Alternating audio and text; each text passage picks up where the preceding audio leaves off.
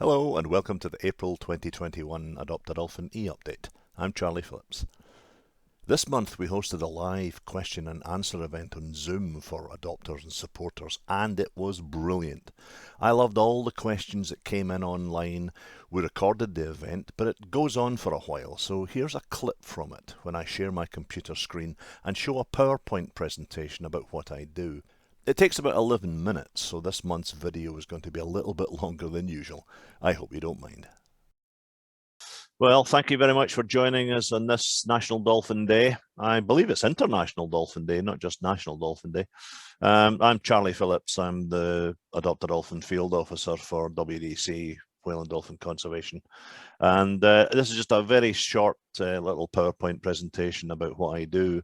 The photo that I've got as the title, You Call This Work, is me down at Chanonry Point, right at the water's edge with some of my camera gear. And if you look out in the water where it goes a little bit choppy, you've actually got a couple of dolphins there. And this is how I spend most of my days. As I say, I'm the Adopt a Dolphin Field Officer for WDC, and most of my responsibilities revolve around the Adopt a Dolphin project that we have. My colleagues at head office knit together the monthly and quarterly updates that I do, not just for the likes of the website and for the social media streams, but also for the Whale and Dolphin magazine. And any of you that adopt dolphins with us or supporters, you should get a copy of the Whale and Dolphin magazine every quarter. And we hope you enjoy it. It's great fun putting it together. Most of my time is spent looking for the adoption individual dolphins that you so generously support. And when I'm trying to get photos of dolphins, I'm primarily looking for adoption dolphins like Rainbow here. This was a photograph taken last autumn, and she's got her wee baby by her side, and she's also manipulating a lovely big salmon. This is her having her lunch. This is the sort of thing that I try to get. Not always successfully. It depends on the weather sometimes. Every so often it's grey and it's rough and it's windy, and trying to get good pictures isn't really that easy. But sometimes the sun shines, the dolphins are absolutely bang on doing what they do best, and my camera gear's working well, and I'm working well too. Here's Rainbow's big son, actually. Here's Indigo, and he's on our adoption project now as well. It's brilliant. The adoption program's been so successful, and we're so grateful to each and every one of you for making it the success that it is. And it's always a joy for me to be able to recognize one of the adoption dolphins if I see any dolphins around the area at the likes of Chanonry Point. Some of you may know I've got a dolphin named after me. He's called Charlie, and this is him here. Cheeky boy, as usual. Him and Indigo like to hang about together every so often. It's great fun to see the two of them. And this is a shot taken a while ago. The dolphin with the big jaggy fin to the left of the picture, that's a big male dolphin, 907. And then the dolphin behind him is actually Spirit, and Spirit's calf, who has now been named Spriggan, which is a brilliant name, Celtic name. It means sprite or spirit. Really, really nice to be able to see them. Now, where I work down on the beach at Chanonry Point, during the summer months, it can get really busy, very, very busy. And we get lots and lots of people coming to see dolphins. And it's lovely to be able to show supporters dolphins that they've adopted. Most people are just thrilled to see dolphins at all. But it makes it even more special to myself and to WDC if you can actually come and see your actual adopted dolphin. It's always a thrill.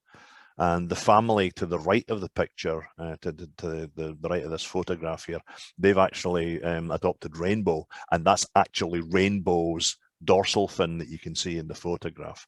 That was a great day. I'll not forget that in a long time. It was absolutely marvelous. And here's a little GIF that I made. I hope you can all see that. The cameras that I use can take about 15 frames every second, 15 pictures every second. And what I did was I actually stitched the pictures together and just made this GIF out of it. This shows one of the dolphins with a salmon in its mouth. The dolphin caught the salmon quite far out into the Chanonry Narrows channel. It's a big area of water that's very deep, and this is where dolphins catch a lot of their salmon. So this is a lovely little action sequence of this dolphin with the salmon in its mouth. You got to feel sorry for the salmon, I suppose. Now, some of the work that I do is a little bit more scientific, and how we identify dolphins is really by the dorsal fin. And you can see this big dorsal fin here. It belongs to a dolphin called Scoopy, or Trail Scoop, as he appears in the identity catalogue. You can actually adopt him through our German colleagues at the WDC Germany website. He's one of the adoption dolphins there, and they've called him Flosser, which is German for fin, because he's got quite a big dorsal fin. Now you can see the little nicks out of the back of the fin there. That's where other dolphins have been fighting with him. Quite often the male dolphins fight, and we think that they fight a little bit more than the females. Basically because most blokes are stupid, and girls are a bit more sensible. But you can also see not just the marks at the back of the fin here, but also these funny coloured patches at the base of the dorsal fin. Now, the base of the dorsal fin is where it actually joins onto the body, and the blubber layer is quite thick there. And we do get lots of marks that seem to bubble up from underneath the skin, and we think it's maybe something going on underneath the skin layer in the blubber layer. Dolphins can get spots and rashes and skin conditions the same way that we can, and their skin has got quite a lot to deal with, being out in the sea and knocking into things and getting scraped and bumped around. But this is Big Scoopy, and he's quite a recognizable big guy. I think I saw him on Monday. I think he was away in the distance on Monday, but he didn't come any closer. I mentioned a catalogue there. Aberdeen University run the identity catalogue for the population of bottlenose dolphins, and they've been operating the photo ID studies in the Moray Firth since 1989. And I'm lucky to be quite friendly with them. Sometimes I manage to get out on their research boat, but I'll supply them with pictures of dolphins if they maybe haven't seen a particular dolphin for quite a while. And it's always nice to be helpful. They help me out, I help them out. And some of the pictures in the big dolphin catalogue that's actually available to look at online, if you go to the Aberdeen University Lighthouse Field Station website, then go on to the dolphin research and you'll be able to see the PDF catalogue. You're not allowed to download it, but you can actually look through it. And here's a couple of dolphins here. Legion ID 1042. He's a nice young male dolphin, and you can see the amount of scratches that he's beginning to pick up in his dorsal fin. And Old Mischief here, number 23. I've just had word from a friend in Denmark that Mischief is still over there. Mischief left Scotland with a few other dolphins in 2019, and he hasn't been back here since, but he has been seen around the Danish coast. And he's over there with a couple of females and one younger dolphin that we're not quite sure who it is. But you can see the differences in the dorsal fins, and this is how we tell them apart.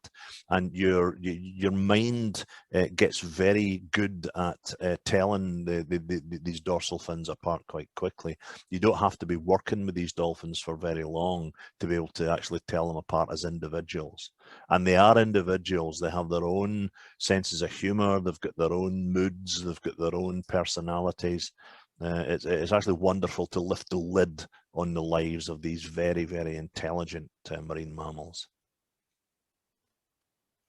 Sometimes I manage to get out in boats. This is me out in one of the tour boats. This is from Eco Ventures at Cromarty. And this is me happy. It's just been raining. There's a rainbow in the background, and one of my colleagues was on board this day, and she managed to get this picture of me with a rainbow just shooting in at my neck there. It was a nice day. We saw dolphins, but oof, blimey, it was cold. It was nice though. So not only am I on the beach with camera gear trying to photograph dolphins, but every now and again I'm out in the water as well. Sometimes you get dolphins coming quite close to the boat, and it can make it difficult to actually figure out which dolphin's which. You can see in this photograph there's another boat away in the distance. I'm actually on the research boat, and that's the Cromarty boat there. It's great fun. It's great fun watching dolphins from the beach, and it's also great fun to be able to get out on the water. What it's going to be like again this year with COVID regulations, we're not quite sure. Last year, it was quite difficult to get space on board a boat because so many people were looking for spaces for seats on the boat. But the boats were only operating half as many seats as they normally do to allow social distancing.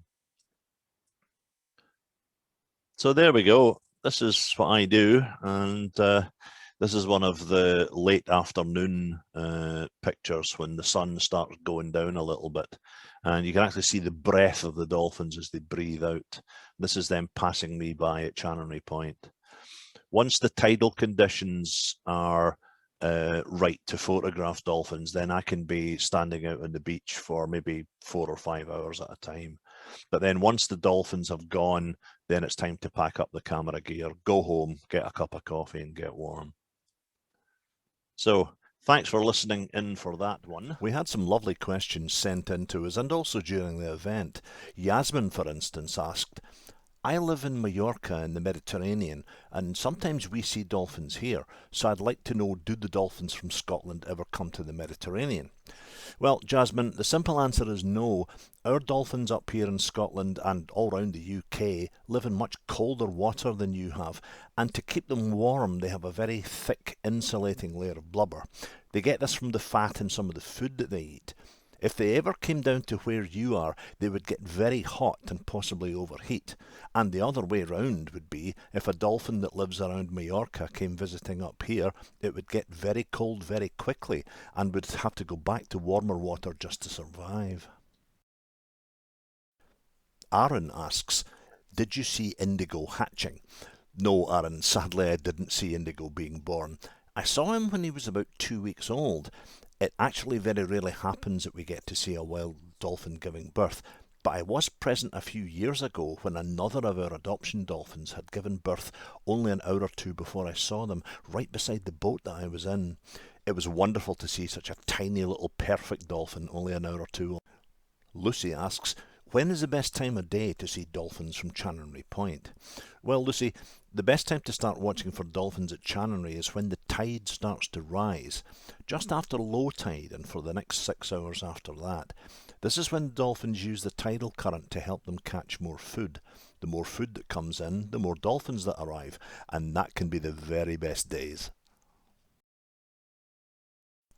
Tracy asks, is there a good month for dolphin watching in Scotland?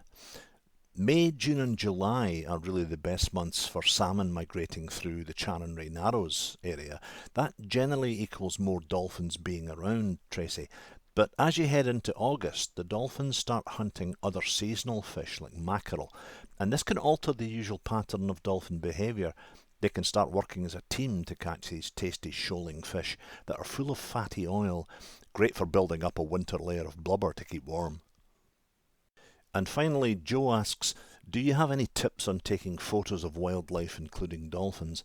Well, Joe, basically patience, lots and lots of patience, and do a bit of homework about what you're trying to photograph. The more you know about your subject, then the better you will understand what it needs to do every day or night, and where the best place is to see your subject. Lots of practice too, lots and lots and lots. I hope you're successful. We had a great time, and we'll do this type of thing again soon, I'm pretty sure. Sightings are speeding up a bit now, with dolphins beginning to hunt around the inner Firth for salmon, so tune in to next month's update, where I'm hoping to have plenty of news and photos to show you. That's all from me this month. Until next time, thanks for your support, and bye for now.